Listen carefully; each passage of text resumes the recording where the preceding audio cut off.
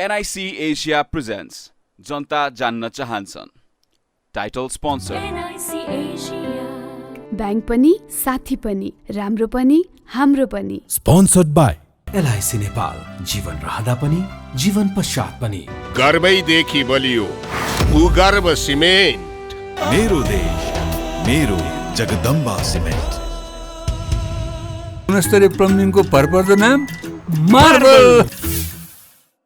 म पनि आजै नेपाल टेलिकमको एन्टी फाइबर सेवा लिन्छु। नेपाल टेलिकम राष्ट्रको सञ्चार।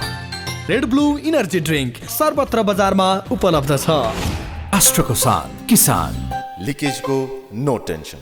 Pinnacle academy Lagankhel Lalitpur 25 years of excellence। KB Sam Dubal brand हाम्रो सामान हाम्रै स्वाभिमान। Learning Ram international LRI school Kalanki Kathmandu.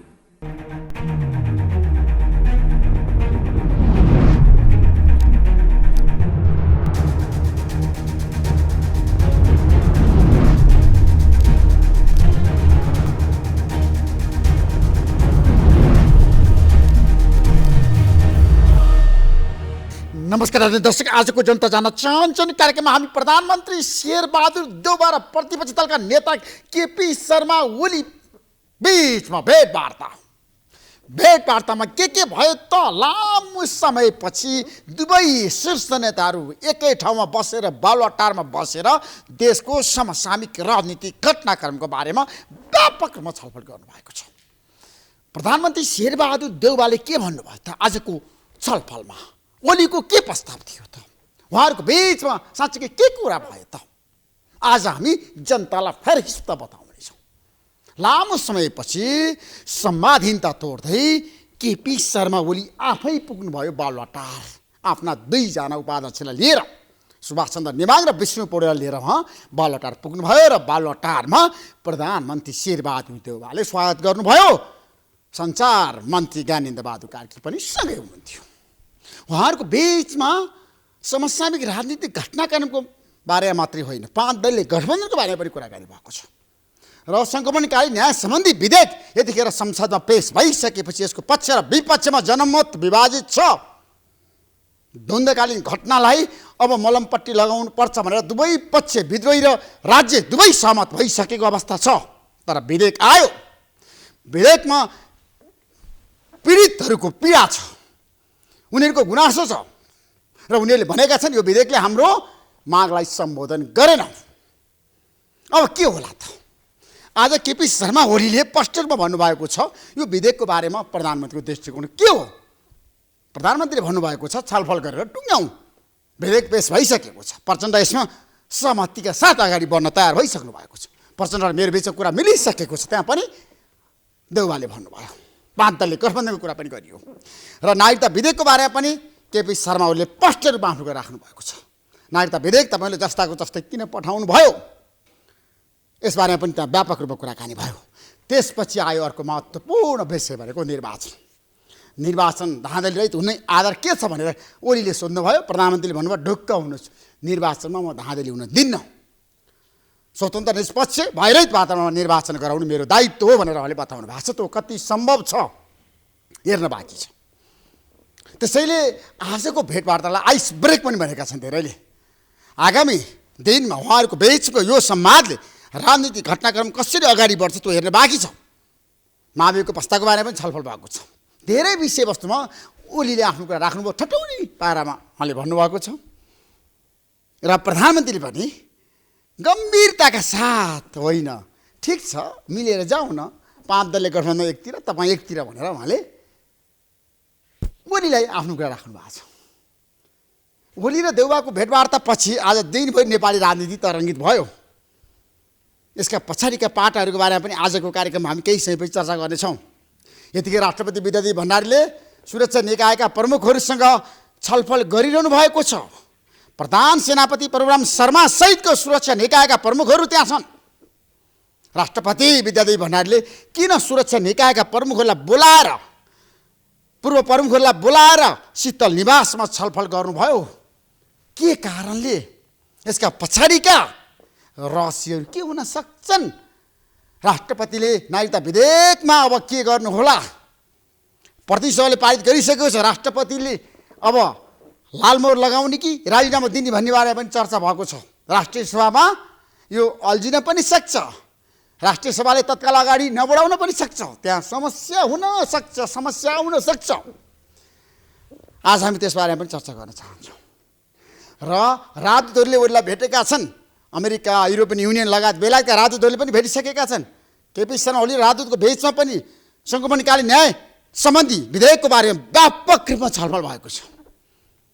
राजदूतहरूले के भने त आज हामी यसबारे पनि चर्चा गर्न चाहन्छौँ। हामीसँग धेरै विषयवस्तु छन् र काङ्ग्रेसको कुरा गर्दा 5 दलीय गठबन्धनको बैठक यतिखेर जारी छ। बालौटारमा सिटको बाँडफाँडमा समस्या छ, चुनौती छ, अप्ठ्यारो छ। भागभन्डा गाह्रो र मुस्किल विषय हो। नेताहरूलाई सहमति जुटाउन सकस।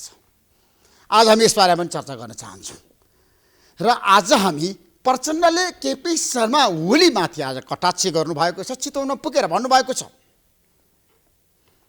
नागरिकता विधेयक यो जनताको पक्षमा छ, यो राष्ट्रघाती हुँदै होइन भनेर उहाँले जिकिर गर्नुभएको छ।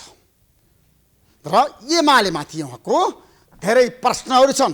केपी शर्मा ओलीलाई मैले धेरै सहयोग गरेँ, तर केपी शर्मा ओलीले मलाई कहिल्यै सहयोग गर्नु भएन भनेर उहाँले गुनासो पनि पोख्नु भएको छ। हामी यसबारे पनि चर्चा गर्न चाहन्छौँ। एमालेका नेताहरू यतिखेर छलफलमा छन्, विभिन्न पार्टीका शीर्ष नेताहरू आन्तरिक छलफलमा जुटिरहेका छन्। देशमा आज धेरै किसिमको राजनीतिक घटनाक्रम छ। देशभरिको कुरा गर्दाखेरि, सत्ता पक्षको कुरा गर्दा, प्रतिपक्षको कुरा, 5 दलीय गठबन्धनको कुरा गर्दा, सानातिना सबै दलको कुरा गर्दाखेरि दललाई चुनाव लागेको छ। निर्वाचन आयोगले पनि समानुपातिक निर्वाचन प्रणालीमा अब दल दर्ता गराउनलाई आह्वान गरिसकेको छ। सबैको ध्यान त्यतातिर केन्द्रित भएको छ। गृहमन्त्री बालकृष्ण खाना प्रधान सेनापतिको बीचमा पनि आज संवाद भएको छ। सुरक्षा निकायहरूलाई अब कसरी अगाडि बढाउने, चुनावमा सुरक्षाको प्रत्यक्ष जनतालाई कसरी दिने भन्ने बारे पनि छलफल जारी छ। त्यसैले आजको कार्यक्रममा हामी अहिलेको अवस्थाको बारेमा ताजा अपडेट गराउनेछौँ। आज हामी विशेष व्यक्तिको साथमा छलफलमा लगातार 2 घन्टा रहनेछौँ। म केही समयको विश्रामपछि आउनेछु। प्रतीक्षा गर्नुहोस्। जनता जान्न चाहन्छन् कार्यक्रम लगातार हेरिरहनुहोस्। हाम्रो बीचमा आजको जनता जान्न चाहन्छन् कार्यक्रममा माओवादी पार्टीका प्रभावशाली नेता पूर्व महाधिवक्ता मुक्ति प्रधान हुनुहुन्छ र वरिष्ठ अधिवक्ता दिनेश त्रिपाठी। यहाँहरू दुवैलाई म कार्यक्रममा स्वागत गर्छु। धन्यवाद। अब संक्रमणकालीन न्याय विधेयक यतिखेर संसदमा छ। यो समस्याको समाधानको लागि ल्याइएको हो कि यसले साँच्चीकै द्वन्द्वकालीन घटनालाई मलमपट्टि लगाउँछ कि बिउत्याउँछ? अब यो विषयमा हामीले धेरै 14 वर्ष, लगभग धेरै वर्ष चाहिँ हामीले चाहिँ 64 देखि अहिले धेरै वर्ष 16 वर्ष लगभग चाहिँ हामीले बहस गरिसकेका छौँ। अब यसलाई हेर्ने कोणहरू फरक हुन्छ। अहिले अब संसदमा जुन विधेयक पेश भएको छ यसमा गरेर यो टुङ्ग्याउनु पर्छ भन्ने नै हो। टुङ्ग्याउनु पर्छ, तर टुङ्गिन सक्छ मुक्ति चाहिँ तपाईँलाई विश्वास लाग्छ? शान्ति प्रक्रियामा जब शान्ति प्रक्रिया स्वीकार गरेपछि यस्तो यो ट्रान्जिसनल जस्टिसको जुन एउटा प्रक्रिया छ, चरण छ, सेना संयोजन पनि भयो नि। सेना संयोजन टुङ्गिन्छ भनेर तपाईँले नि सोध्नुहुन्थ्यो, टुङ्गियो नि त। नयाँ संविधान बन्छ भन्नुहुन्थ्यो तपाईँले, बन्यो नि त। चुनाव हुन्छ भन्नुभयो, चुनाव पनि भयो, 2 चोटि पो हुन लाग्छ। अब त्यस कारणले यो पनि नहुनुपर्ने होइन। पीडित जनताले न्याय पाउँछन् यो विधेयकबाट?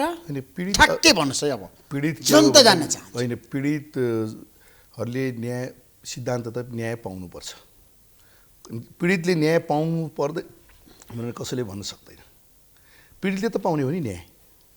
तर पीडितको हामीले त्यसको क्लासिफिकेसन गर्दा, पीडितलाई चाहिँ हामीले छान्दा, को पीडित भनेर चाहिँ त्यसको परिभाषा गर्दा, व्यक्ति उभ्याउँदा, यी सबै कुरा चाहिँ राज्यले ध्यान दिनुपर्ने हुन्छ। अब द्वन्द्वकालीन घटनाको कुरा गर्दाखेरि सशस्त्र द्वन्द्वमा धेरै मान्छेहरूको अङ्गभङ्ग भयो, धेरै मान्छे शहीद भए, धेरै मान्छे बेपत्ता भए, धेरै मान्छेको हत्या पनि भयो। त्यो कुरा तपाईँ मान्नुहुन्छ नि त? राज्य पक्ष र अब जनयुद्धको चाहिँ नेतृत्व गर्ने पक्ष बिचमा लडाइँ भएपछि त लडाइँ त भयो नि त, युद्ध भयो नि त। तर जघन्य घटनामा छ नि पनि आम माफी दिन मिल्छ? होइन, नेपालको संविधान जघन्य अपराधमा तपाईँ हामीले नि जघन्य अपराधमा गएर एकैचोटि जम्प गर्नुभन्दा जघन्य अपराध कसले गर्यो? कसले गर्यो जघन्य अपराध? राज्यले गर्यो नि। नागरिक त बिचरा चाहिँ निशस्त्र मान्छेले के गर्छ अपराध? किन भन्दाखेरि तपाईँले हामीले हेर्छौँ होइन, यहाँ अहिले धेरै जसो अब तपाईँलाई चाहिँ सिधा भन्दाखेरि माओवादीले 52 साल फागुन 1 गते घोषित रूपमा युद्ध घोषणा गरे हो। ढाँट्या छैन माओवादीले, तिम्रो संविधान मान्दिन, तिम्रो यो राज्य व्यवस्था काम लाग्दैन, हामीले नयाँ राज्य व्यवस्था सञ्चालन गर्नको लागि हामीले जनयुद्ध घोषणा गऱ्यौँ। त्यो कुनै लुकीछिपी गरे त होइन, घोषित रूपमा गऱ्यौँ। जस्टिस भनेको, न्याय भनेको कुरा के हो भन्दाखेरि एउटा रेगुलर प्रक्रिया हुन्छ। न्यायको अन्तिम चाहिँ विद्रोह पनि हुन्छ क्या।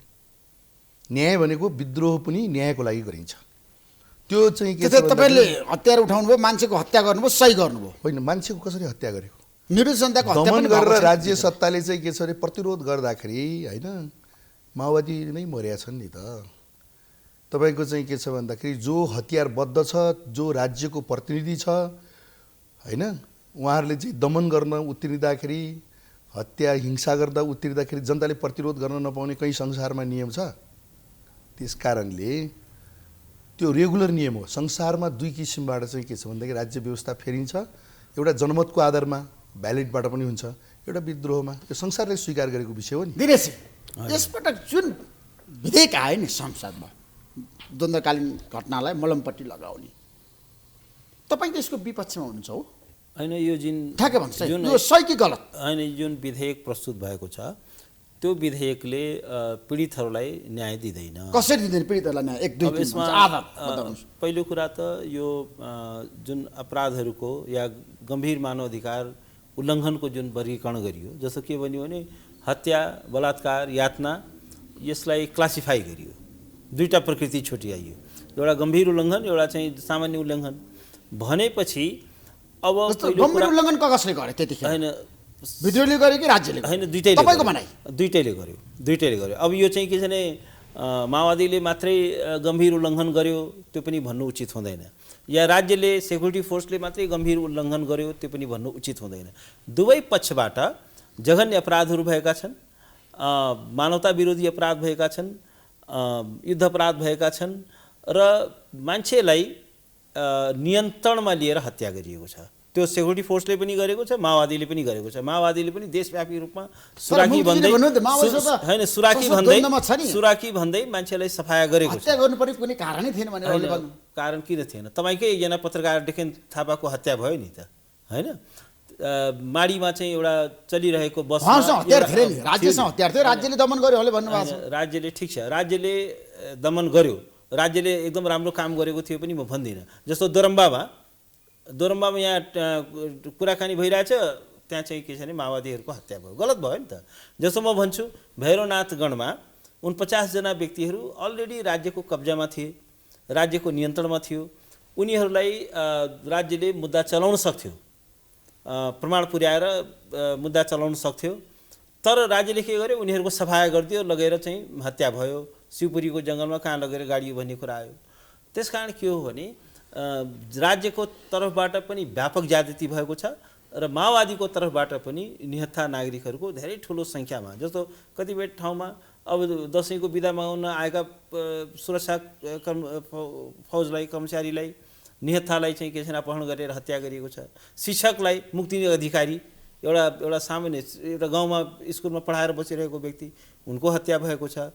त्यसै गरी जस्तो भन्नुहोस् न, कृष्णसेन इच्छुक, उनी एउटा लेखक थिए, पत्रकार थिए र ठिक छ माओवादी उनको विचार थियो होला, तर माओवादी विचारै राख्न पाइँदैन र माओवादी विचार बोकेकै कारणले हत्या गरिनुपर्छ भन्ने त्यो कुनै तर्क हुन सक्दैन र उनलाई पनि के गरियो भने उनको हत्या गरियो। संवैधानिक न्याय सम्बन्धी जुन अध्यादेश अथवा नियम कानुन हामीले चाहिँ नि पारमा देशमा बस गरिरहेको सुन्दैछ, अब यो विधेयक ठिक छैन भनेर तपाईँ भनिरहनु भएको छैन? यो विधेयक ठिक, यो विधेयकले समस्याको समाधान गर्दैन। एकदमै यसले यो पीडक मैत्री छ, पीडक मैत्री छ यो विधेयक, एकदम पीडक मैत्री छ, पीडितलाई न्याय दिँदैन। पीडितलाई न्याय दिएको जस्तो म दुई तीनटा कुरा भनौँ किन यो छ भन्दाखेरि, पहिलो कुरा त के छ भने जस्तो यी जुन अपराधहरू भए, मानवता विरोधी अपराध भयो, हत्याको अपराध भयो, बलात्कारको अपराधहरू भयो, यातनाको अपराध भयो, त्यसमा चाहिँ के छ भने रेट्रोस्पेक्टिभ इफेक्ट हुन्छ, अर्थात् भूतकालीन त्यो चाहिँ दिएको छैन, भूतलक्षी छैन। तपाईँको के छ भने म्याद त गइसक्यो नि। जस्तो भनौँ न, अब अहिलेको पहिला त झन् त्यो बेला त 35 दिनको मात्रै बलात्कारमा हदम्याद थियो, अहिले बल्ल बल्ल चाहिँ के छ भने 1 वर्ष गराइयो, बिचमा 6 महिना गराइयो भनेपछि अब अहिलेको यो 2006 शान्ति प्रक्रिया चाहिँ कन्क्लुड हो भनेपछि त्योभन्दा अगाडि भएका अपराधहरू छन् आज ती कसरी न्यायको दायरामा आउँछन् यातनामा चाहिँ हदम्याद छँदैको कारणले कसरी ती चाहिँ के छ भने सजाय हुन्छ त्यसै गरी के छ भने अरू गम्भीर अपराधहरू भएका छन् त्यसमा हदम्यादको कारणले गर्दाखेरि त्यसको चाहिँ के छ भने अभियोजनै हुन सक्दैन त्यो कुराको बारेमा यो विधेयक मौन छ अर्थात् चाहिँ के छ भने एकजना तपाईँ हेर्नुहोला एकजना व्यक्तिमाथि पनि यो चाहिँ अभियोजन हुन सक्दैन तपाईँले म भनौँ संविधान विरोधी छ जस्तो भन्नुहोस् अब विशेष अदालत हुनेछ विशेष अदालतले गरेको फैसला चाहिँ अन्तिम हुनेछ त्यसमा सर्वोच्च अदालतमा अपिल पनि लाग्ने छैन यो त ठाडै संविधानको बरखिलाफमा भएन कुनै पनि एउटा चाहिँ नागरिकलाई यदि मुद्दा तल्लो अदालतमा हारेको छ भने उसलाई चाहिँ सुप्रिम कोर्टमा उसलाई माथिल्लो अदालतमा चाहिँ पुनरावेदनको अधिकार छ कानुनमन्त्री गोविन्द वन्शले भन्नुभएको छ यो विधेयकले सबै समस्या समाधान गर्छ हैन यो चाहिँ के छ भने केही समाधान गर्दैन र उहाँले चाहिँ के छ भने राष्ट्रलाई ढाँटिरहनु भएको छ कानुनमन्त्रीले कानुन अफकोर्स ढाँटिरहनु भएको छ र यो जुन विधेयक छ यो विधेयकलाई कसैले पनि स्वीकार गर्दैन कसैले स्वीकार गर्दैन यो विधेयकलाई कसैले पनि स्वीकार गर्दैन पीडितले पनि स्वीकार गर्दैन र यसले के हो भने जस्तो टुङ्गोमा पुर्याउने कुरो भनिन्छ नि टुङ्गोमा पुर्याउने भन्ने हुँदैन त्यसलाई चाहिँ के छ एउटा तार्किक निष्कर्षमा पुर्याउनु पर्यो तर्कपूर्ण तरिका शान्ति प्रक्रिया तार्किक निष्कर्षमा पुर्याउनु पर्यो यसले के छ टुङ्गो ल अब भयो अब तिमीहरू चाहिँ के छ भने ल आफ्नो घर जाऊ अब हिजोको कुरा बिर्स अलिअलि पैसा ल्याऊ मलमपट्टी लगाऊ अब द्वन्द्वकालीन घटनामा मलमपट्टी लगाएर पठाइदिने हैन मलमपट्टी हैन 304 वटा कुरा चाहिँ संक्रमणकालीन न्यायका आधारभूत सिद्धान्तहरू छन् पहिलो कुरा चाहिँ के छ भने ट्रुथ जान्न पाउनु पर्यो त्यो बेला जुन गम्भीर अपराधहरू घटे त्यो सुरक्षा फौजले कसरी भैरवनाथको घटना कसरी घटित भयो त्यसमा को इन्भल्भ थियो माडीको घटना जुन रनिङ बसमा बम विस्फोट गराइयो त्यसमा को इन्भल्भ थियो कसले आदेश दियो कसले क्यारी आउट गर्यो धर्माको घटना कसले गरायो डेकेन थापाको घटना कसले गरायो यो साराको चाहिँ के छ भने फेरिस्त चाहिँ के छ भने नागरिकले राष्ट्रले थाहा पाउनु पर्यो राष्ट्रले मात्र होइन अन्तर्राष्ट्रिय कम्युनिटीले र आउने फ्युचरलाई पनि त्यो कुरा थाहा हुनु पर्यो कि इतिहासको यो कालखण्डमा यस्तो चाहिँ अपराधहरू घटित भएको थियो अर्को म भन्छु न्यायको अधिकार न्यायको सुनिश्चितता हुनु पर्यो र न्याय बिनाको शान्ति होइन शान्ति प्रक्रिया टुङ्ग्यौँ भनेको चाहिँ के छ भने जबसम्म न्याय सुनिश्चित हुँदैन जबसम्म पीडितले न्यायको अनुभूति गर्दैनन् तबसम्म चाहिँ के छ भने यो चाहिँ शान्ति प्रक्रिया टुङ्गिँदैन तेस्रो कुरा के छ भने परिपूर्ण हुनु पर्यो अर्थात् चाहिँ के छ भने त्यसको परिपूर्ण भनेको ब्लड मनी होइन ल तिम्रो लोग्ने मर्यो तिम्रो छोरा मर्यो ल 50 लाख रुपियाँ ल्याऊ भनेर ब्लड मनी होइन त्यो भनेको चाहिँ के छ भने उसको आत्मालाई सन्तुष्टि हुने गरी त्यो चाहिँ परिपूर्ण हुनु पर्यो र अर्को चाहिँ के छ भने भविष्यमा अब यस्तो घटना दोहोरिँदैन यस्तो जघन्य अपराध अब हुँदैन भन्ने र त्यसको सुनिश्चितता हुनु पर्यो र त्यसको लागि आवश्यक कानुनी बन्दोबस्त हुनु पर्यो आवश्यक चाहिँ के छ भने संस्थागत बन्दोबस्त हुनु पर्यो प्रहरीहरूलाई सुरक्षा फौजलाई चाहिँ आवश्यक ट्रेनिङहरू दिनु पर्यो कानुनमा सुधार गर्नु पर्यो अब अहिले हेर्नुस् त यातनालाई यति न्यून सजाय गरिएको छ दिनेशजीले उठाएका सबै मुद्दाहरू छ नि यो विधेयकमा रहनुपर्छ तपाईलाई के लाग्छ उहाँहरूले अब एउटा समग्रमा उहाँ दिनेशजीको प्रश्न मात्रै होइन यो शान्ति प्रक्रिया अथवा भित्रको एउटा संक्रमणकालीन न्याय यसलाई टुङ्ग्याउनको लागि जुन हाम्रो शान्ति सम्झौताले एउटा प्रक्रिया एउटा तोकिएको थियो वास्तवमा दिनेशजी जस्तै भनौँ न धेरै चाहिँ के छ भन्दाखेरि मानवाधिकारको पक्षमा बोल्छु भन्नेहरू होइन उहाँ दिनेशजी पनि एउटा एडभोकेट मात्रै होइन उहाँले चाहिँ के छ भने ह्युमन राइट्सको आफ्नो मान्यतालाई उहाँले अगाडि बढाउनुहुन्छ र उहाँ जस्तै भने उदाहरण मात्रै दिएको अब धेरैको किन नाम लिइराख्नु पर्यो होइन पहिले त यो अत्यन्त गम्भीर प्रश्न एउटा यहाँको एउटा जनमत सिर्जना गर्न खोजियो त्यो जनमत के हो त भन्दाखेरि यो माओवादीहरूलाई अथवा माओवादी सशस्त्र कालको जति पनि मुद्दा मामिला यही रेगुलर अदालतबाट चाहिँ चलाउनुपर्छ भनेर आवाज उठाउनु भयो त्यसमा म भिडेँ तपाईँलाई थाहा छ होइन तपाईँलाई धेरै नै थाहा छ र त्यहाँ चाहिँ के छ भने आइजिपीलाई चाहिँ आदेश दियो भनेर चाहिँ अहिले त अब यो कुरा एउटा अमुक वकिलले मलाई मुद्दा दियो उहाँलाई थाहा छ त्यो अमुक वकिलको हो होइन मलाई चाहिँ महान्यायाधिवक्तालाई प्रतिवादी दिएर मुद्दा दियो हुन त उहाँको रिट खारिज भयो तैपनि के हो त भने रेगुलर मैले के भने यो शान्ति सम्झौता अन्तर्गतको र चाहिँ त्यो चाहिँ यो सङ्क्रमणकालीन न्याय अन्तर्गतको पर्छ भन्ने चाहिँ मेरो चाहिँ आफ्नो महान्यायाधिवक्ता र हाम्रो कन्स्टिट्युसन अन्डर संविधान बमोजिमको चाहिँ के छ भन्दाखेरि रायलाई हुनै सक्दैन भनेर यहाँ जुरुक उछ्ने चाहिँ अनुहारहरू म अहिले यहाँबाट पनि देखिराखेको छु र जब डाक्टर बाबुराम भट्टराईले जुन दिन 69 साल चैत 1 गते उहाँले चाहिँ के चाहिँ खेलराजजीलाई चाहिँ प्रधानमन्त्री हस्तान्तरण गर्नुभयो त्यो हस्तान्तरण गरेको दिन चाहिँ हामीले चाहिँ के छ भनेदेखि अध्यादेश ल्याएको आयोग नै चाहिन्छ अब यहाँ चुरो प्रश्न के हो, आयोग चाहिन्छ त्यो दिन राष्ट्रपतिले सिग्नेचर गर्नुभयो त्यही दिन, किनभने उतातिर प्रधानमन्त्री हस्तान्तरण र त्यही दिन चाहिँ तपाईँले डेट पनि हेर्न सक्नुहुन्छ। किन त भन्दा यसको ऱ्यासनालिटी तपाईँ हामी सबैले बुझ्न अहिले चाहिँ यो कार्यक्रम हेरिराख्नु भएको सबैले बुझ्न जरुरी छ। देशमा द्वन्द्व त भयो, द्वन्द्व भयो, त्यो कुरो त ट्रुथ हो नि। सेना संयोजन, नयाँ संविधान, संविधान सभा, अनि अहिले चाहिँ के छ भने निर्वाचन, त्यो सबै प्रक्रिया टुङ्गो लाग्दै आएको छ। तर के छ भने यो शान्ति प्रक्रिया, यो ट्रान्जिसनल जस्तै सङ्क्रमणकालीन न्यायलाई टुङ्गोमा पुग्न नदिने चाहिँ प्रवृत्ति चाहिँ यहाँ हाबी छ। किन यसले देशलाई हित गर्दैन, फेरि द्वन्द्व निम्ताउने काम गर्नु हुँदैन। किन त भने सुन्नु न, म भन्दैछु नेताहरूको भनाइ छ हैन, धेरै नेताहरूले प्रतिक्रिया दिइसकेका छन्, एमाले पनि आपत्ति प्रकट गरेको छ सङ्क्रमणकालीन न्याय विधेयकमा।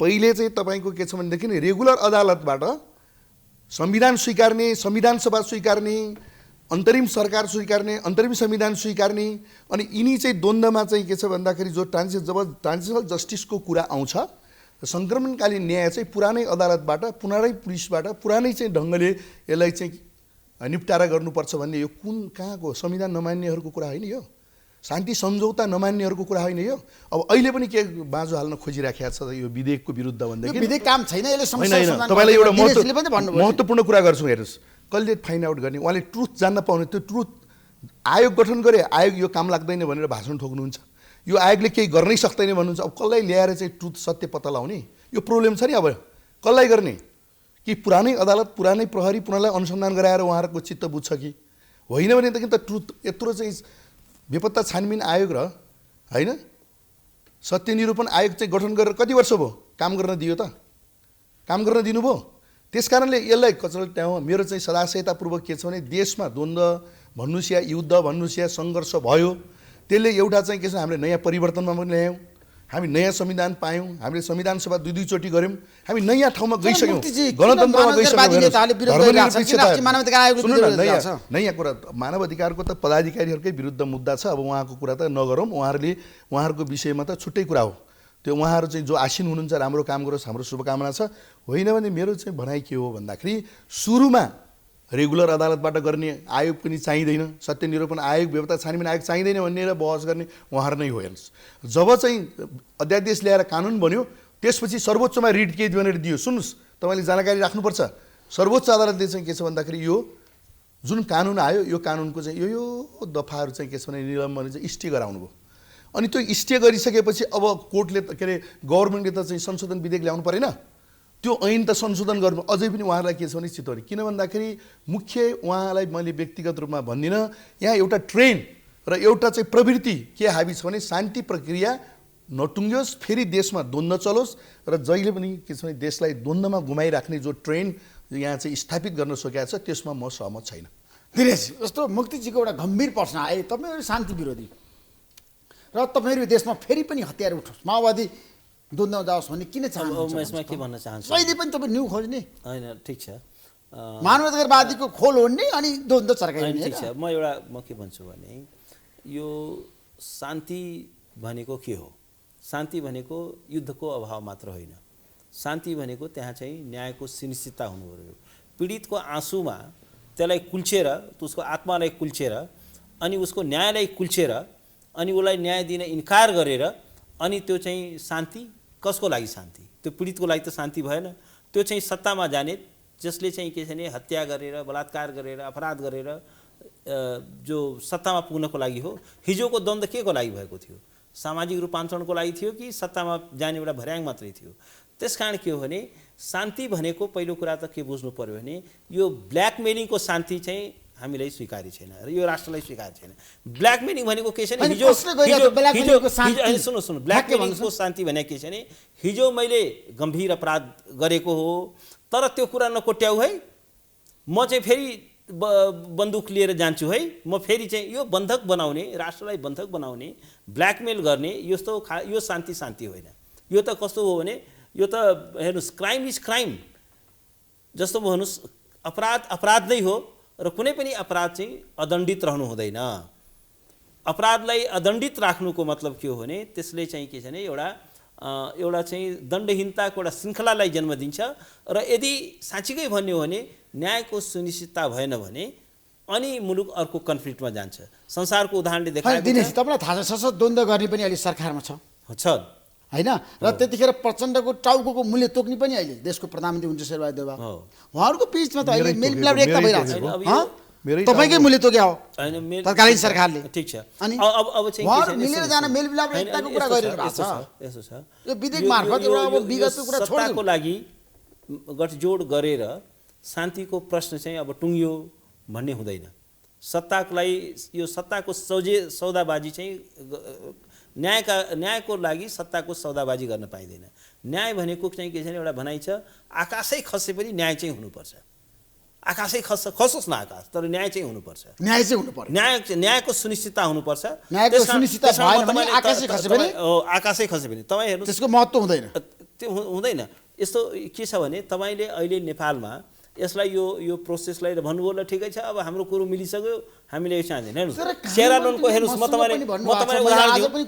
उदाहरण दिउँ सेरा विधेयकको विरोध गर्नुपर्ने कुनै औचित्य र आवश्यकता छैन होइन त्यो एकदमै पहिलेको भन्दा पनि यो खराब कानुन छ सर्वोच्च अदालतले जुन आदेशहरू दिएको थियो त्यसलाई यसमा चाहिँ अहिले पनि सम्बोधन गरिएको छैन अहिले पनि के छ भने गम्भीर अपराधहरूमा जघन्य अपराधहरूमा पनि एमनेस्टी हुनसक्छ मेलमिलाप हुनसक्छ र त्यो मेलमिलाप भनेको चाहिँ के छ भने त्यो बलजप्तीको मेलमिलाप हुनेछ र त्यहाँ कुनै पीडितको सहमति हुने छैन र एउटा कुरा के छ भने कुनै पनि पोइन्टमा मुद्दा चल्दै फेरि र अब चाहिँ मिल्यो भनेर त्यो पनि हुनसक्छ र अर्को कुरा के छ भने त्यहाँ कुनै एउटा प्रपर इन्भेस्टिगेसन गर्नलाई त्यसमा कुनै युनिट बनाइएको छैन अर्को कुरा के छ भने हेर्नुहोस् यो जुन कमिसनहरू अघि ठिक भन्नु उहाँले कमिसन बनाएको हामीले विरोध गऱ्यौँ किन गऱ्यौँ भने त्यसमा चाहिँ कस्ता मान्छे ल्याइए भन्दाखेरि ती जागिर खाने हिँडेका मान्छे गोजीमा बायोडाटा बोकेर जहाँ जागिर खुल्छ त्यहीँ एप्लाई गर्ने त्यहीँ जागिर लिइहाल्ने त्यस्तो मान्छे राखेर यो शान्ति प्रक्रिया टुङ्गिँदैन त्यसमा चाहिँ जस्तो भन्नुहोस् न दक्षिण अफ्रिकामा के भयो भने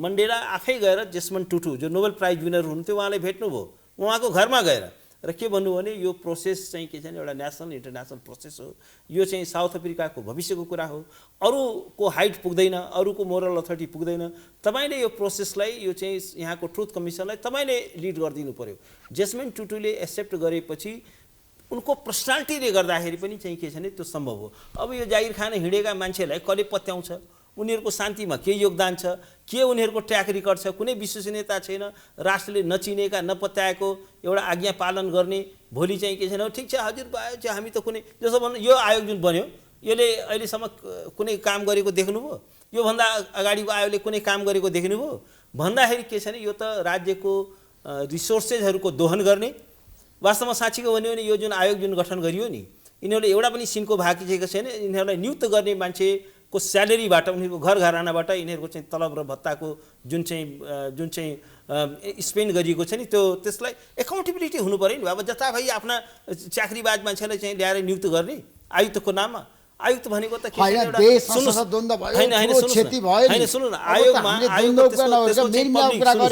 त्यसमा कस्ता मान्छे बनाए त्यसको पब्लिक भेटिङ हुनु पर्यो पब्लिक डिस्कसन हुनु पर्यो त्यो नामहरूको बारेमा तपाईँको के छ भने त्यो एउटा गोप्य एउटा चाहिँ के छ भने पर्दा पछाडिबाट नामहरू ल्याएर उसले गर्न सक्छ यसको लागि त कन्फ्लिक्ट भिक्टिमले पत्याएको हुनु पर्यो राष्ट्रले पत्याएको जाने मानेको एउटा त्यस्तो पर्सनालिटी छ जसको मोरल अथोरिटी होस् जसको निष्ठामाथि कसैले क्वेसन गर्न नसकोस् उच्च चरित्र भएको मान्छे जसको विश्वसनीयतामाथि कसैले प्रश्न उठाउन नसकोस् हो त्यस्तो इमिनेन्ट पर्सनालिटी संसारमा जहाँ पनि ट्रुथ कमिसनहरू एसएसएमको कमिसनहरू बनेको छ इमिनेन्ट मान्छेहरू राष्ट्रले चाहिँ के छ भने पत्याएका मान्छेहरूको अध्यक्षतामा बनेको छ उनीहरूको मेम्बरसिपमा यहाँको जस्तो चाहिँ के छ भने यो बायोडाटा बोकेर नेताको घर घर चाहिँ हार्ने बायोडाटा दिँदै एप्लाई गर्दै हिँड्ने त्यस्तो मान्छेले चाहिँ के छ भने यो प्रक्रिया मलाई बताउनु मुक्तिजी दिनेशजीको एउटा गम्भीर प्रश्न के आयो भन्दाखेरि शान्ति प्रक्रिया निष्कर्षमा पुर्याउनको लागि अहिलेको यो विधेयकले कुनै भूमिका निर्वाह गर्न सक्दैन यो सफल हुन सक्दैन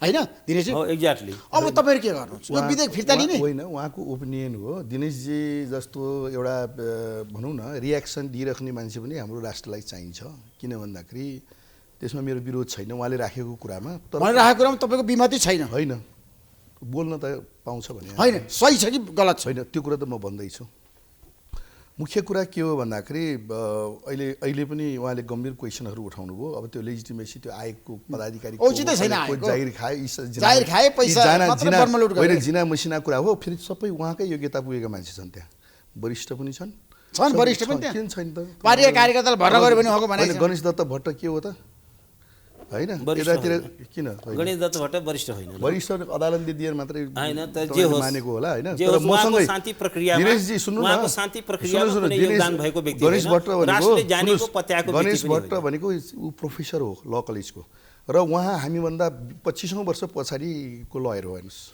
किन होइन त लाइसेन्स नम्बर अहिले भन्नु न गणेश दत्तलाई उहाँ गणेश दत्त र म त सँगै पढेको उहाँले कति सालमा मभन्दा 25औं वर्ष अगाडि हो होइन होइन त्यसो पनि कुरा गर्नुहुन्छ तपाईले नि त्यो वरिष्ठ होइन नभन्नुस् के हैन छोड्नु यो पब्लिक फोरमबाट पहिलो कुरा त व्यक्तित्वलाई हैन वरिष्ठ भनेको चाहिँ टेक्निकल सर्वोच्च अदालतको उहाँले जुन भन्नुभयो नि कोर्टले चाहिँ के छ उहाँले गणेश दत्त भट्ट भनेको चाहिँ प्रोफेसर हो ल कलेजमा उहाँले नै पढाएको मान्छे विद्यार्थी छ उहाँ सरकै मान्छे छन् के त्यहाँ मैले चाहिँ भने हैन अब अर्कोतिर वकालत गरेको 40औं वर्ष भयो 43औं वर्ष 43 वर्ष हो अब तपाईँ चाहिँ कान्छो हुनुभयो उहाँले भन्नु हैन मभन्दा त जुनियरै हो नि उहाँ 1-2 वर्ष भन्दा बढी छैन होला त्यसकारण के छ नि अब त्यो मभन्दा जुनियरै ठिकै छ तपाईँ सिनियर हेर्नुस् 1-2 वर्षको अगाडि तपाईले चाहिँ भने तपाईले लटपटाएर आफ्नो कुरा त नराख्नुस् न त जे छ यथार्थ कुरा गर्नु न हैन सुन्नु न तपाईको के छैन उमेर सुन्नुस् न उमेर धेरै भएर 16 वर्षमा एसएलसी गरे हुन्छ तपाईले के कुरा उमेरको कुरा के हो के कुरा गर्नु त्यसकारण के छैन उमेर तपाईले अरु व्यक्तिगत गणेश दत्त भट्टको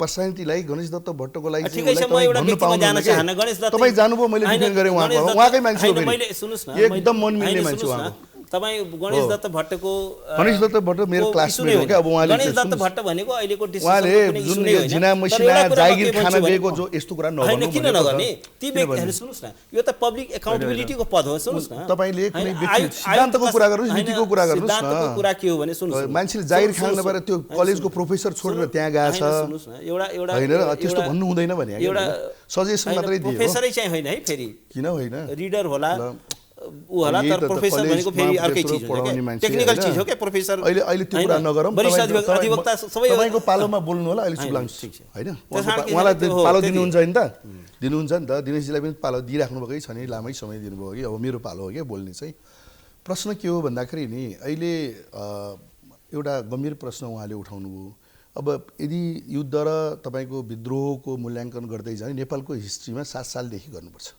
उहाँले 7 सालको बारेमा भन्नु पर्यो के झापा आन्दोलन भयो 28 सालमा 32 सालसम्म हैन 28 सालको जुन झापा आन्दोलन भयो त्यो पनि मूल्याङ्कन किनभने ओलीजीहरू त हो नि त त्यो झापा आन्दोलनकारी अनि चाहिँ के छ भन्दाखेरि 7 सालको त बीपी नै हो नि अब परिवार छ त्यहाँ चाहिँ के छ भन्दाखेरि त्योदेखि आएर 10 वर्षको अझै हुन्छ फेरि अझै हुन सक्छ भनेपछि एउटा प्रिन्सिपल के हो भन्दाखेरि केनिया हैन तपाईको चाहिँ साउथ अफ्रिका हैन तपाईको थुप्रै लेटेस्ट जुन द्वन्द्व भएका कन्ट्रीहरुमा हामीले पनि अध्ययन गरेका छौं हैन त्यहाँ कसरी सक्सेस भयो नेपालमा यो किन सक्सेस हुन दिइरहेको छैन भन्ने प्रश्नमा चाहिँ महत्त्वपूर्ण कुरा छ के कसरी दिइराछ रे सफल हुनको लागि पछाडीका पात्रहरुको तपाईको हेर्नुस् यो बडो एउटा भन्दिनुस् न खुलासा गर्दिनुस् मैले त भनिहालेँ नि यसलाई घाउलाई निको हुन नदिने प्रवृत्तिहरू यहाँ छन् को छन् हैन छन् नि त्यस्ता प्रवृत्तिका मान्छे छन् देखिराख्नु भएकै छ तपाईलाई मैले चाहिँ चिनाइराख्नु परिचय भन्नुस् एकजनाको नाम भन्दिनुस् नाम किन भन्छु म त नाम नभन्ने मान्छे न हो उहाँले नाम भनेको त आपत्ति गरे मैले त्यसकारणले मलाई चाहिँ के लाग्छ भन्दाखेरि यसो होइन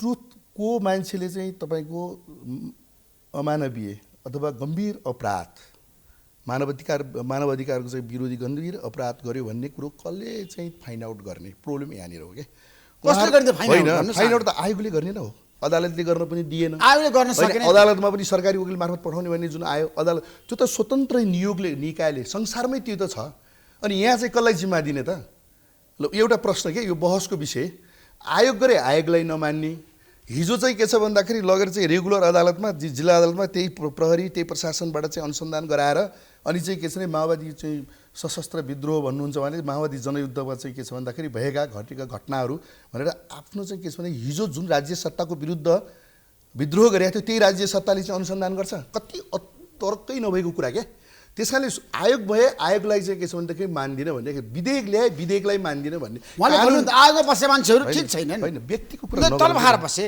हैन राष्ट्रको त्यो त उहाँले त जरिवाना तिर्नु त्यो उहाँले दिनेशजीले नबोल्नुस् भन्ने मेरो आग्रह हो उहाँले बोल्ने स्वतन्त्रता छ किन भन्दाखेरि त्यहाँ बसेको पनि लयरहरू नै छ अधिकांश हैन एउटा लयरहरू उनको डिग्निटी छ ऊ एउटा निश्चित चाहिँ मापदण्ड पुरा गरेर 20औं 25औं वर्ष वकालत गरेर गएछ कोही चाहिँ पीएचडी डाक्टरहरू छन् त्यहाँ अनि त्यो मान्छे केही पनि होइन भनेर भन्ने अधिकार हामीलाई छैन के म त भन्दिनँ हैन भन्दिनँ उनले गर्नै सक्दैन अदालतमा रेगुलर गएर कोर्टमा बहस गर्ने लयरहरू गइराखेको छ त्यहाँ त्यत्रा चाहिँ के छ भने प्रोसिक्युटर जनरल, म एटर्नी हुँदाखेरि मेरै अन्तर्गत बसेर काम गरेका मान्छेहरू त्यहाँ चाहिँ जीवन नै चाहिँ त्यो प्रोसिक्युटर जनरल भएर चाहिँ काम गर्ने मान्छेहरू छ होइन। ती केही पनि होइनन्, जागिर खान हिँड्या, यिनीहरू चाहिँ पैसा बटुल्न हिँड्या भनेर नभन्नुहोस् भनेर चाहिँ दिनेशलाई भने। त्यसमा अब चाहिँ विषयवस्तुमा आउँछु। विषयवस्तुमा आउँछु। निकास के निकास के हो त भन्दाखेरि यो विधेयकलाई हामीले पारित गर्नुपर्छ। यो विधेयकलाई पारित गर्नु जस्ताको तस्तै त अब तपाईँ छलफल गर्छ नि त। जस्ताको तस्तै त अस्ति सरकारले पेश गर्ने बित्तिकै पास गर्ने भने होइन। त्यहाँ माननीय सांसदहरू छन् होइन, लोकतन्त्रवादी पनि छन्, त्यहाँ गणतन्त्रवादी पनि छन्, विरोधी पनि छन्, सबै खाले छन् नि। उनलाई चाहिँ उसको संसदको स्वायत्ततालाई हामीले यहाँबाट चाहिँ के छ खबरदारी गर्ने कुरा होइन नि। दिनेशजी, हजुर, सांसदको अधिकारलाई तपाईँले खबरदारी गर्न मिल्छ होइन? यसो तपाईँले विरोध गर्न मिल्छ? सांसद भनेको जनताको प्रतिनिधि हो र हाम्रो संसद चाहिँ के हो भने संविधानभन्दा माथि छैन। संविधानको मातहत रहेर, संविधानको दायराभित्र रहेर कानुन बनाउने हो। त्यस कारण कानुन बनाउँदाखेरि संविधानले स्थापित गरेका आधारमूल मान्यतालाई त्यसले न्यूनीकरण गर्न सक्दैन। जस्तो न्यायको अधिकार छ, त्यो चाहिँ संविधानले एक्सेस टु जस्टिस न्यायको अधिकारलाई सुनिश्चित गरेको छ। फौजदारी न्यायको हक स्थापित गरेको छ। त्यसकारण अब र फौजदारी जवाबदेहिता यदि एउटा चाहिँ के छ भने कुनै व्यक्तिले अपराध गरेको छ भने त्यो अपराध चाहिँ अदण्डित रहनै हुँदैन। त्यो चाहिँ न्यायको दायरामा अनिवार्य रूपमा ल्याउनुपर्छ। र एउटा कुरा के छ भने यो इक्वालिटी बिफोर ल, एउटा एक थरी अपराध गर्ने व्यक्तिहरू चाहिँ उन्मुक्ति पाउने अनि एक थरी अपराध गरेका व्यक्तिहरूले चाहिँ 20औं वर्ष आजीवन कैद बस्नुपर्ने। यो विधेयकले ठ्याक्कै मलाई भन्नुहोस्, यसले एउटा कुरा के गर्छ भने जनता जान्न चाहन्छन्, मलाई के बताउनुहोस्, यो विधेयकले छ नि सुरक्षा कर्मीहरूलाई चाहिँ न्याय दिन्छ दिँदैन? त्यतिखेर द्वन्द्वकालीन घटनामा जुन मारिए नि उनीहरूका परिवारले न्याय पाउँछ तपाईँको भनाइ हो, त्यसको पनि स्पेसिफिक ठ्याक्कै भन्नुहोस् अब। पाउँदैन यसको बारेमा कुनै स्पेसिफिक प्रावधान छैन। अर्को कुरा उहाँले जुन उठाउनु पनि आयोगको व्यक्तिगत कुरा, यो चाहिँ आयोगमा जाने व्यक्तिहरूको व्यक्तिगत मामला होइन। उनीहरू चाहिँ पब्लिक एकाउन्टेबिलिटीको पदमा छन्, सार्वजनिक जवाबदेहिताको पद हो। त्यहाँ जाने हरेक व्यक्तिको चाहिँ के छ भने निष्ठा, उसको विश्वसनीयता, उसको योग्यता, उसको ट्र्याक रेकर्डको बारेमा प्रश्न उठाउने हरेक नागरिकलाई अधिकार छ। उसले चाहिँ के छ भने योभन्दा अगाडि उसको विगत के छ, उसको के काम गरेको छ, उसको त्यो विषयमा ठिक छ योग्य होला, कुनै व्यक्ति कलेजमा पढाउनलाई योग्य होला, तर शान्ति प्रक्रियामा उसको चाहिँ अनुभव के छ, योगदान के छ, त्यो कुरा पनि हेरिनुपर्छ। अदालतमा गएर वकालत गरेको होला, तर उसको चाहिँ शान्ति प्रक्रियामा यस किसिमको इस्युजमा उसको के योगदान छ, उसको पब्लिक चाहिँ प्रोफाइल के छ, प्रश्न त उठान गर्दैन। यो विधेयक पारित हुन्छ होइन? पारित होला, उहाँको चाहिँ के छ भने ब्रुट मेजोरिटीको आधारमा चाहिँ एउटा अङ्कगणितीय हिसाबमा पारित होला। तर पारित भए पनि यसले समस्या समाधान गर्दैन। म तपाईँलाई दुईवटा उदाहरण समस्या किन समाधान गर्दैन? म तपाईँलाई दुईवटा उदाहरण दिन्छु। के भयो भने जुन बेला कम्बोडियामा के गरियो भने हिजोको कसैलाई पनि मुद्दा चलाइने छैन, चाहे त्यो चाहिँ राज्य पक्षको होस् चाहे चाहिँ विद्रोही पक्षको होस्, कसैले पनि मुद्दा चलाइने छैन भनेर चाहिँ एउटा चाहिँ सहमति भएको थियो। तर के छ भने त्यो द्वन्द्वको दौरानमा 50 लाख जनसङ्ख्यामा 30 मान्छे त मारेरै समाप्त गरिएको थियो। अनि त्यो चाहिँ के छ भने त्यो इस्यु चाहिँ एराइज भयो र आज चाहिँ कम्बोडियामा चाहिँ के छ भने त्यहाँ चाहिँ ट्रायल हुँदैछ, त्यहाँ चाहिँ मुद्दा चल्दैछ। सेरा लोनमा के भएको थियो भने त्यहाँको लोम एग्रिमेन्ट जुन भयो पिसको, त्यसमा के लेखियो भने कसैलाई पनि हिजोको घटनाका लागि कसैले पनि मुद्दा चलाइने छैन भनेर भनेकोमा त्यहाँ चाहिँ के छ भने युनाइटेड नेसनले मानेन, अन्तर्राष्ट्रिय समुदायले मानेन। त्यस कारण म एउटा कुरा के भन्छु भने म के चाहन्छु भने नेपालले अहिले एउटा अन्तर्राष्ट्रिय म्यासेज के दिने बेला हो भने कि नेपाल एउटा परिपक्व राष्ट्र हो, हाम्रो चाहिँ कानुन त्यसैले चुनाव अघि नै अहिले सबै कुरा परिपक्व राष्ट्र हो र हामीले यो समस्यालाई न्यायको प्रश्नलाई हामी आफ्नै कानुनी बन्दोबस्तद्वारा आफ्नै कोर्ट सिस्टमद्वारा हल गर्न सक्छौँ। शान्ति प्रक्रियालाई एउटा तार्किक निष्कर्षमा न्यायसहितको शान्ति हामीले उपलब्ध गराउन सक्छौँ भन्ने एउटा म्यासेज दिने बेला हो। त एउटा कुरा म के भन्न चाहन्छु भने उहाँहरूले यो चाहिँ अन्तर्राष्ट्रिय कानुनको बरखिलाफमा, हाम्रै संविधानको बरखिलाफमा, हिजो सर्वोच्च अदालतले जुन जजमेन्ट दिएको थियो त्यसको खिलाफमा यदि कानुन बनाउनु भयो भने त्यो कानुन चाहिँ टिक्दैन। त्यो कानुन एक त सर्वोच्च अदालतले बदर गरिदिन पनि सक्छ, कोर्टमा पनि त्यो च्यालेन्ज हुन्छ। र अर्को कुरा के छ भने कोर्टमा जानुहुन्छ, जानै पर्ने हुन्छ। र अर्को कुरा म तपाईँले भनौँ, यो चाहिँ के छ भने यो गम्भीर उल्लङ्घनको प्रश्नलाई यत्तिकै लिपापोती गर्नुभयो भने एउटा अन्तर्राष्ट्रिय क्षेत्राधिकारको बाटो पनि खुल्छ। आज प्रचण्डजी किन अन्तर्राष्ट्रिय भ्रमणलाई बिचमै कटौती गर्नु छ, या अस्ट्रेलियाको भ्रमणलाई बिचमै छोड्नु हो, या जानु भएन, यो के हुन्छ भने भोलि अन्तर्राष्ट्रिय क्षेत्राधिकार जब एक्टिभ हुन्छ नि अनि होइन जब एक्टिभ हुन्छ नि विदेशका राजधानीहरूमा गिरफ्तार हुने दिन आउँछ र त्यहाँ मुद्दा चल्न प्रचण्डलाई या कसैलाई पनि या प्रचण्ड एउटा पात्र हो नि प्रचण्ड अफकोर्स प्रचण्ड त त्यो बेलाको द्वन्द्वको एउटा मेन पात्र उनले उनकै इसारामा सबै भएको छ उनले भन्न सक्छन् म नैतिक जवाब दिन्न लिन सक्दिनँ जस्तो बिपी कोइरालाले भन्नुभयो मलाई थाहा छैन म सबै मान्छेलाई म चिन्दिनँ कि को बन्दुक लिएर कहाँ गएर हिँडेका थिए तर म नेपाली काङ्ग्रेस पार्टीको अध्यक्ष हुँ सशस्त्र द्वन्द्वको मैले आह्वान गरेको हुँ र साराको जिम्मेवारी म लिन्छु प्रचण्डजीले पनि 5000 को जिम्मा लिन्छु भनेर साबिती बयान दिइसक्नु भएको छ एउटा व्यक्तिको हत्या गर्ने व्यक्ति चाहिँ के छैन आजीवन कैद हुनुपर्ने अनि 5000 को हत्या गर्ने व्यक्ति चाहिँ उन्मुक्ति पाउने त्यस्तो पनि कहीँ हुन्छ त्यसकारण के छैन यो जवाबदेहिता हुनुपर्छ जवाबदेहिता खोजिनुपर्छ जवाबदेहिता सुनिश्चित होइन म यो तपाईँलाई यहाँ के भन्न चाहन्छु भन्दाखेरि दिनेशजीले जस्तो हामी कुरा गर्दैनौँ हामी त जिम्मेवारीपूर्ण ढङ्गले कुरा गर्छौँ किन भन्दाखेरि उहाँ सैद्धान्तिक चाहिँ अवधारणा राख्ने सम्बन्ध हो होइन सैद्धान्तिक अवधारणा उहाँको आफ्नो सेल्फ चाहिँ के छ भनेदेखि एप्रोचको आधारमा उहाँले कुरा राख्नुभएको हो उहाँलाई हामीले सम्मानै गर्नुपर्छ तर उहाँले यहाँ कुराहरू राख्दा अस्ट्रेलियामा प्रचण्डलाई रोक्यो फल्ना अब यसमा म धेरै प्रतिवाद गर्न चाहन्छु उहाँलाई त्यो कुरो कसरी थाहा हुन्छ भनौँ न कसले के हो के कारणले कसो भन्ने प्रचण्ड कुन देश घुम्न सकेन यो कुरा जवाब दिनुहोस् त तपाईँले कुन देश गएन ल तपाईँको चाहिँ जानुपर्ने देश कुन देश प्रचण्ड कुन देश जस्तो अस्ट्रेलियाकै भ्रमण क्यान्सल गर्नु अस्ट्रेलिया भन्दा धेरै पावरफुल देश गयो कि गएन त्यो भन्नुहोस् न तपाईँले होइन तर अमेरिकाको भ्रमणमा अस्ट्रेलियालाई निर्देशन दिने हैन म भन्छु अमेरिकाको भ्रमणमा गए तर अमेरिकाको स्टेट डिपार्टमेन्टले उनको लागि प्रोटेक्टिभ अर्डर जारी गर्नु पर्यो त्यो प्रोटेक्टिभ अर्डर जारी गर्नका लागि नेसनको अब मैले बोल्नै पर्छ हैन बोल्नै पर्छ श्रीमती भेट्न गएको कर्नेल लामालाई नेपालबाट पक्राउ गराउने को हो भन्नुस् यहाँ नेपालमै छ नि त भन्नुस् तपाईँ हैन नेपालमै छन् नि त तपाईँलाई उदाहरण दिएको म होइन अनि नेपाल सरकारले त्यो कर्नेल लामालाई यहाँबाट लयर यहाँबाट उसको डिपोजिट स्टेटले उ त नेपाली नागरिक हो नि अनि को भागाभाग भए तपाईँलाई त थाहा छ नि त्यस कारणले गर्दा यहाँ जहिले पनि बिथोल्ने ट्रेनहरू जो सलबलाउँछन् नि अहिले यो विधेयक हिजो अस्ति आएदेखि निन्द्रा छैन उनीहरूलाई किन भन्दाखेरि जिम्मा लिया छ जिम्मा लिएपछि त त्यो काम त गर्नै पर्यो कस्तो विदेशीको जिम्मा लिएको विदेशीको भनेको त्यो विरोध गर्ने जिम्मा भने के त्यस कारणले गर्दाखेरि यसमा आफ्नो मत राख्ने होइन मलाई नामै भनेको छैन नि मैले उहाँलाई नाम भनेको तपाईँले आपत्ति भन्ने होइन त्यस कारणले यो विधेयक सुन्नुहोस् यो विधेयकमा तपाईँले असहमति गर्न पाइन्छ छलफल राख्न पाइन्छ तर हामी चिन्ताका साथ भन्यो शान्ति प्रक्रियालाई अब टुङ्गो लगाउँ साथी हो यसलाई पालेर राखेर यसलाई चाहिँ गिचोल्टाएर यसलाई चाहिँ के छ भन्दाखेरि यो नाम र त्यो नाममा उहाँले भन्नुभयो नि प्रचण्डलाई पोइन्टेड गर्ने शेरबहादुर देउबा चाहिँ कति लाखको टाउको मूल्य तोक्ने हो त शेरबहादुर देउबाको बारेमा भन्नुहोस् न सक्नुहुन्छ तपाईँले भन्नु ल भन्नुहोस् त ल भन्नुहोस् शेरबहादुर देउवाल पनि द्वन्द्वमा इन्भल्भ मान्छे हो कि देवेन्द्रराज कण्डेलको बारेमा भन्नुहोस् कतिजनाको हत्या र बलात्कार भयो माओवादीको विरुद्धमा भन्नुहोस् भोलि चाहिँ अनि त्यतिकै कुरा गरेर हुन्छ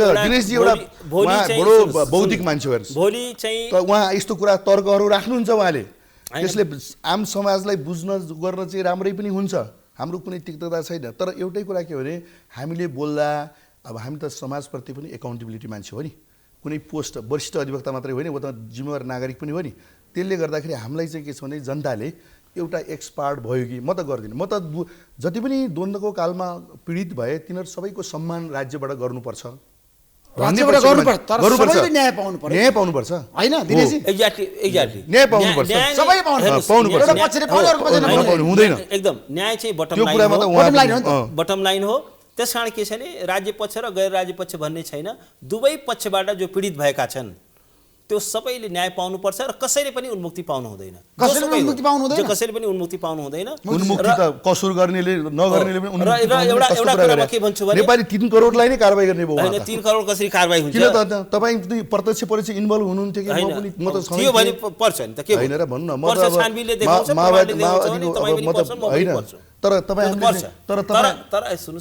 तपाई हामीले नि कुरा गर्दा योलाई सुल्ट्याउने हिसाबले कुरा गर्ने कि उल्टाउने हिसाबले कुरा गर्ने उल्टाउन भन्नु न त्यो उल्टाउने हिसाबले कुरा गर्नुहुन्छ भने बहस गर्दै जाऊ हैन एउटा यस्तो छ यो ब्ल्याकमेलिङको शान्ति हुँदैन। ब्ल्याकमेल त अब चाहिँ के छ भने हिजो जसले जघन्य अपराध गर्यो अब त्यसलाई त कारबाही गर्नु हुँदैन, त्यसलाई चाहिँ लुकाउनु पर्छ। हेर्नुस् उहाँ माओवादीको प्रतिरोध अभियानमा उहाँ इन्भल्भ छैन। मलाई जहाँसम्म दिनेशजी एउटा वकिल हो, माओवादीको विरुद्धमा चाहिँ कारबाही गर्नुपर्छ, यिनलाई ठेगान लाउनुपर्छ, यिनलाई सेनाले त्यो पक्षमा उहाँ होइन। उहाँ चाहिँ एउटा स्वतन्त्र वकिल हो र उहाँ चाहिँ लोकतन्त्र पक्षधर वकिल भनेर चिन्छु म त होइन। त्यस कारणले हामीले यो समस्यालाई समाधान, जस्तै हामीले के छ भन्दाखेरि दुईटै पक्षलाई न्याय होस् भन्ने नै चाहना राख्नु पर्यो। भयो त द्वन्द्व भयो, 7 सालमा बिपीले पनि नेतृत्व गर्यो होइन। 32मा यी झलनाथ खनाल, माधव नेपाल यी चाहिँ झापा आन्दोलनका चाहिँ के छ नेता अहिले छ। अनि चाहिँ माओवादीको प्रचण्डले घोषित रूपमा नेतृत्व गरेर लुकेर नेतृत्व सबैलाई जानकारी दिएर सबैलाई भनेरै गएको हो। तपाईँले पुष्टि गरिनै पर्दैन त्यो। तर अहिले समस्या सेटल गर्ने कि नगर्ने? सेटल गर्ने, तर के छ भने न्यायसहित, सत्यसहित, परिपूर्ण न्यायसहित, सत्यसहित। यस, त्यसमा तपाईँ तयार हुनुहुन्छ नि मुक्ति? होइन, न्याय दिनेशजीको प्रस्तावमा तपाईँ सहमत हुन्छ? प्रस्तावमै कोही प्रस्तावै होइन क्या उहाँले त होइन। निरपेक्ष न्यायको कुरा, प्रस्ताव आयो, सापेक्षित न्याय भन्न लाउनुहोस् त। सापेक्षित भन्ने हुँदैन। ल हेर्नुहोस्, हामी सापेक्षित न्याय भन्छ, उहाँ निरपेक्ष न्याय। जहाँ न्यायको कुरा हुन्छ, सापेक्ष न्याय सापेक्ष हुन्छ, निरपेक्ष हुँदैन न्याय। यस्तो हुन्छ। तपाईँले यो कुरा बुझिराख्नु, जस्टिस होइन सापेक्षित हुन्छ। न्याय भनेको चाहिँ अन्यायलाई न्याय हुँदैन नि त, अन्याय गर्नेलाई न्याय हुन्छ। उहाँले चाहिँ के छ निरपेक्ष न्याय, जसले अपराध गरेको छ त्यो दण्डित हुनै पर्यो। जसले अन्याय गर्छ होइन, अन्याय नगर्नेलाई होइन, न्याय भनेको सापेक्षतामै हुन्छ। फिर्ता लिने कि यसलाई परिमार्जन गर्ने? अपराधीलाई कसरी चाहिँ तपाईँको यो विधेयक त यसलाई चाहिँ सरकारले चाहिँ अदालत जान्छ, यसलाई कम्प्लिट रिराइट गर्नुपर्छ। अदालत जान्छु भन्नुभएको छ कम्प्लिट रिराइट, उहाँले भन्नु फिर्ता लिनुपर्छ। अब यही पास गर्नु त अदालतमा जानुपर्छ, तर कम्प्लिट रिराइट गर्नुपर्छ। अदालत गयो भने यो चाहिँ के छ भने यो सरकारी वकिल आउँछ, अरु आउँछ, विधेयकका पक्षधर आउँछ। दिनेशजी मात्रै त अदालतमा हुँदैन। यो विधेयक हैन, ठीक छ, त्यो त अब ठीक छ, कोर्टले डिसाइड गर्यो हामी सबैले मान्नु पर्छ। उहाँलाई जाने बाटो खुलै छ, उहाँ त रिट हालिराख्नुहुन्छ के। त्यसकारण के छ भने दिनेश त्रिपाठी पनि हाम्रो त एउटा ब्रान्ड जस्तै हो नि त। ठीक छ, तैपनि पार्लियामेन्टलाई कानुन बनाउने अधिकार छ, रिट हाल्नुहुन्छ। पार्लियामेन्टलाई कानुन बनाउने अधिकार छ, तर संविधानको दायरालाई नाघेर, न्यायको दायरालाई नाघेर राष्ट्रलाई जोगाउनु पर्यो। अब राष्ट्रलाई जोगाउनु पर्यो दिनेशजी। हैन, न्याय भयो भने राष्ट्र जोगिन्छ। न्याय तपाईँको चिन्ताको विषय मात्रै होइन नि त। न्याय त राष्ट्रको चिन्ताको विषय गर्नु न। राष्ट्रको त मेरो, म पनि त राष्ट्रको एउटा नागरिक हो। राष्ट्रलाई चिन्ता नगर्ने, राष्ट्रको बारेमा नसोच्ने होइन, अनि अन्याय भयो यसो भने राष्ट्रको हितमा कुरा गरौँ न। यो राष्ट्रको हित हेर्नुस्, अशान्ति गर्ने फेरि अशान्ति गर्ने तर्फ त उहाँको सरकार मान्छेलाई चाहिँ बन्दुकको नालमा शान्ति हुन्छ, बन्दुकको नाममा शान्ति हुन्छ। 7 सालको पात्रहरू त सबै बितिसक्यो। अब हैन सुन्नु, अब को छ 7 सालको? उहाँलाई थाहा छ। हाम्रो वरिष्ठ किशोर प्रसाद भण्डारी नै हुनुहुन्छ अझै। हैन त ठीक छ, त उहाँले बन्दुक लिएर किन सोध्नु न उहाँलाई? मान्छेले मार्दै हिँड्नु भएको थियो। हैन, बन्दुक मैले बोकेको भन्छ नि त। निहत्या कसले मार्यो? माओवादी निहत्याको नाम भन्नुस्। 1 2 3 ल म तपाईले भन्छु, नाम भन्नुस्। निहत्या डेकेन थापालाई मार्यो। माओवादी मारेको भने प्रमाण के छ तपाईँ? प्रमाण त अदालतले नै बोलिसक्यो। तपाईले चाहिँ जिल्ला अदालत हैन, जिल्ला अदालतले नै फैसलामा यी माओवादीका कार्यकर्ताहरूले हत्या गरेका तपाईले भनेर के हुन्छ र? सुन्नुस् न, तपाईले यो समाजलाई च्यालेन्ज गरेर जुन भन्नुभएको छ नि, तपाईले लोकतन्त्रलाई च्यालेन्ज गर्नुहुन्छ, स्थापित शान्तिलाई च्यालेन्ज गर्नुहुन्छ, स्थापित संविधानलाई च्यालेन्ज गर्नुहुन्छ भने तपाईले चाहिँ के छ भन्दाखेरि भोलि यो देश स्थायित्व रहँदैन। यस्तो हाम्रो दिनेशजीहरू जस्तोले चाहिँ अलि शान्तिपूर्ण ढङ्गले सोच्नुपर्छ भन्ने मेरो अब यो पञ्चायती शान्तिको पक्षमा म छैन है। यो पञ्चायती शासनको, पञ्चायती शान्तिको पक्षमा म छैन। प्रधानमन्त्री हुनुहुन्छ नि, पञ्चायती शासन मेरो उहाँकै हो फेरि प्रधानमन्त्री। मेरो चाहिँ कहाँबाट गठबन्धनमा हाम्रो पनि हो प्रधानमन्त्री, तपाईँको मेरो कहाँबाट प्रधानमन्त्री? प्रचण्डले बनाएको प्रधानमन्त्री शेरबहादुर होइन, प्रधान अब उहाँहरू चाहिँ के छन् हेर्नु, संसदले बहस गर्नुभएको छ। सत्तावादीहरूको समस्या के हुन्छ भने उनीहरू जता पावर छ त्यता चाहिँ चेन्ज गरिहाल्छन्, बुझ्नु भएन? दिनेशजीको के हो भने सत्ताको जहिले पनि सत्ताको पक्षमा। अब अहिले चाहिँ के छ भने लोकतन्त्रवादी नै हो नि, सत्ता छ, डेमोक्रेट्स भन्नुहुन्छ। दौडेर अहिले शेरबहादुरसँग हुनुहुन्छ, हिजो शेरबहादुरको विरोधमा हुनुहुन्थ्यो, हिजो ओलीसँग शेरबहादुरजीको वेट घटाएर कुरा नगर्नु। उहाँ सम्मानित नेता हो नेपाली कांग्रेसको, त्यस्तो कुरा गर्नु हुँदैन के तपाईले। नेतालाई जे पाए उही गाली गर्ने कुरा त हुँदैन के। हिजो तपाईहरुले सम्मानित भन्नु भएन, अब अहिले चाहिँ के छ भने तपाईको चाहिँ के छ गठबन्धनमा त हामी अब एउटा नीति मिलेपछि अब अहिले चाहिँ के छ भने माओवादीहरूको चाहिँ राजनीतिक अस्तित्वको रक्षाको सवाल छ। उहाँ गठबन्धनको पनि पक्षमा रहन्छ हेर्नुस्। हैन म छैन, मैले गठबन्धनको विरोध गरेको छु। हेर्नुस् तपाईहरु एउटा तपाईहरु सुन्नुस्, म चाहिँ तपाईहरु जस्तो सत्ताको राजनीति गर्दिन, म सत्ताको भाषा बोल्दिन, म चाहिँ न्यायको भाषा बोल्छु। आफ्नो अन्तस्करणको पार्टीको घोषित मान्छे हो, मैले त बोल्नै पर्छ नि। तपाईले देखेर मैले डराउने हो त? म त माओवादीको घोषित म त के लिडर हुँ। त्यसकारणले तपाईसँग म डराएर बोल्ने कुरा हुँदैन। म किन डराउने? तपाईसँग पार्टीको नेता हुँदै जसो म डराउने तपाईसँग? तपाई कुनै पार्टीको उहाँलाई भनेको थिएँ दिनेश त्रिपाठीलाई वो गैर पार्टीको मान्छे भएकोले मेरो अगाडि नल्याउनुस् भनेकै थिएँ उहाँलाई। अब मैले त मेरो पार्टीको जिम्मेवारी चाहिँ पार्टीसँग मात्रै कुरा गर्नुस् न। तपाई चाहिँ वकिलसँग पनि कुरा नगर्नुस्, तपाई खाली पार्टीको मात्रै कुरा गर्नु। धेरै पहिला वकिल भए मान्छे, अब पहिला भएर के गर्नुहुन्छ त? तपाई पार्टीसँग मात्रै कुरा गर्नु न। तपाई एउटा सिक्वेन्समा म पहिला के थिए र तपाई पहिला कहिले वकिल हुनुहुन्थ्यो त्यो कुरा छैन। होइन होइन, तपाई पहिला वकिल हुँदै जथाभावी नबोल्नुस् न। तपाई जथाभावी नबोल्नुस्। म भन्दा अगाडि यो लोकतन्त्रको चाहिँ खोल ओढेर जथाभावी बोल्ने भने तपाई के माओवादीको खोल ओढेर तपाईको विगत मलाई थाहा छैन। हेर्नुस् अहिले मैले मुख खोल्यो भने फेरि अहिले धेरै हुन्छ, बुझ्नु हैन? त्यसकारण के छ नि अब धेरै दिनको कुरा गर्दिन म, तर तपाईको विगत हामीले पनि थाहा छ, सबैलाई थाहा छ, बुझ्नु हैन? त्यसकारण अब त्यो कुरा नगरौँ, त्यो कुरा नगरौँ। विगत के हो भन्नु हैन? तपाईलाई बाहिर सडकमा पनि सोध्छु यो कुरा।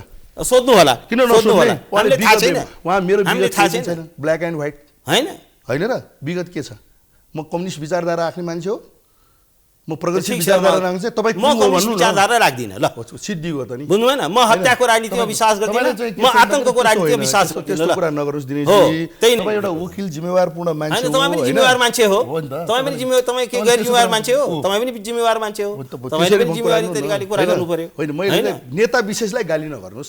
हाम्रो अध्यक्ष पर्सनलाई मेरो अगाडि गाली नेतालाई सुन्नुस् तपाई गएर सुन्नुस्। हाम्रो अध्यक्ष नेताले गल्ती गर्दा गाली पनि गर्नुस्, आलोचना पनि गर्नुस्। नेतालाई तपाईको लागि नेता भनेको परम पूज्य होला, तपाईको लागि नेता भनेको परम पूज्य होला। म त के भन्छु भने नेतालाई हरेक नागरिकले नागरिक भएर बोल्नुस् न त, हो नागरिक बोल्नु त के तपाई बाइस भएर बोल्नु के बाइस भएर नागरिक भएर बोल्नुस्। तपाई जस्तो म नेताको जय जयकार गर्ने सत्ता पूजक होइन, कुरा बुझ्नु हैन?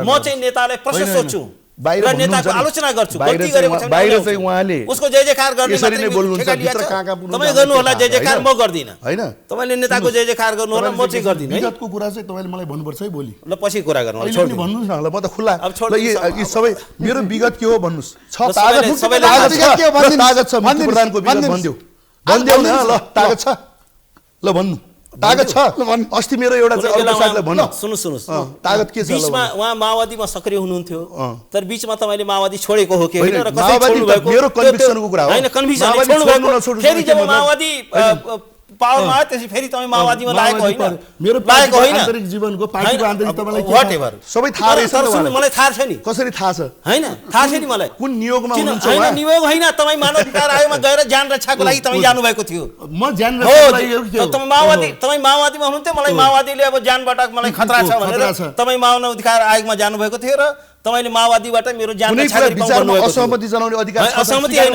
त्यसपछि जब माओवादीहरू फेरि प्रक्रियामा आए अनि त्यसपछि बल्ल तपाईँ आउनुभयो। घण्टी हल्याएको हिँड्ने मान्छे होइन नि। सुन्नुस् कुरा तपाईको निष्ठा पनि मलाई थाहा। सुन्नुस् हो, तपाईले तपाईँ पनि नामो कुरा नगर्नुस्। तपाईले चाहिँ म मुख खोल्न तयार छु, उहाँलाई न्यायको बारेमा कुरा गरौँ, यो विधेयकको बारेमा कुरा गरौँ, शान्ति प्रक्रिया बारेमा कुरा, व्यक्तिगत कुरा नगरौँ क्या दिनेशजी? व्यक्तिगत कुरा तपाईको लागि प्रचण्ड महान व्यक्तिगत कुरा नगरौँ, तपाईको लागि व्यक्तिगत कुरा नगरौँ मुक्तिजी, तपाईको लागि होइन राजनीतिक विषयवस्तुको कुरा गरौँ, कानुनी बचामा हैन। उहाँले भन्नुहुन्छ प्रचण्डको विरोध नगरौँ, तपाईको लागि प्रचण्ड महान होला, मेरो लागि चाहिँ विरोध गर्नुस् तर उस्थित लजिक हैन। लजिक गर्दै छु नि, आधार चाहियो भने अमेरिका जान दिएन, अस्ट्रेलिया जान दिएन, हैन दिएन, जान पाउनु भएन, जान सक्नुहुन्न। उहाँको चाहिँ अन्तर्राष्ट्रिय उहाँ जस्ता अरू पनि नेताहरूको इन्टरनेसनल ट्राभल ब्यान हुन एउटा समस्याको समाधान आज देशले खोजेको छ। द्वन्द्वकालीन घटनालाई हामीले अब जसरी पनि निष्कर्ष पुर्याउँछ, टुङ्गो लगाउनु छ। हामीले विवाद गर्ने होइन, छलफल संवादबाट समाधान खोज्नु। अब मैले तपाईको यो कुरा उठाउन चाहेको थिएन, तपाईले एकदमै च्यालेन्ज दियो, मैले उठाउनु बाध्य। मैले त ओपन ब्ल्याक एन्ड व्हाइट हैन सुनिस् न, लुकेर मानवाधिकार आएको थिए, पत्रकारलाई अगाडि राखेर गएको हो। माओवादी पनि अब कहिले लुकेर मानवाधिकार आएको थिए, जानु भयो त्यो सत्य हो। उ पत्रकारलाई अगाडि राखेर उहाँ पनि आउनु भएको थियो हैन? जानुभयो अब यसमा जान बहस मिल्दैन। नगर्नु धेरै। Thank you so जान much. मिल्दैन, म माओवादी हो होइन भन्ने कुरा मेरो कन्भिक्सनको कुरा होइन। छोड्दै हो ल कन्भिक्सन कुरा ल थ्याङ्क सो मच हार्दिक धेरै धेरै धन्यवाद नमस्कार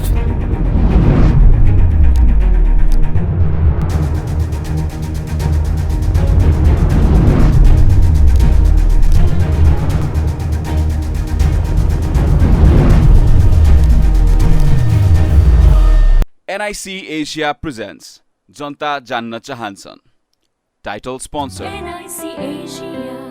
ब्याङ्क पनि साथी पनि राम्रो पनि हाम्रो पनि Sponsored by एलआइसी नेपाल, जीवन रहँदा पनि जीवन पश्चात पनि। गर्वैदेखि बलियो भूगर्भ सिमेन्ट मेरो देश मेरो जगदम्बा सिमेन्ट गुणस्तरीय प्लम्बिङको भरपर्दो नाम marble.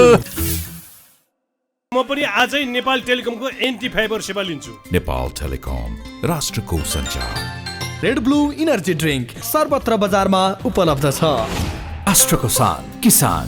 लिकेजको no tension. Pinnacle academy Lagankhel Lalitpur 25 years of excellence. KB Shyam Dubal brand हाम्रो सामान हाम्रै स्वाभिमान। Learning Realm International LRI School, Kalanki, Kathmandu.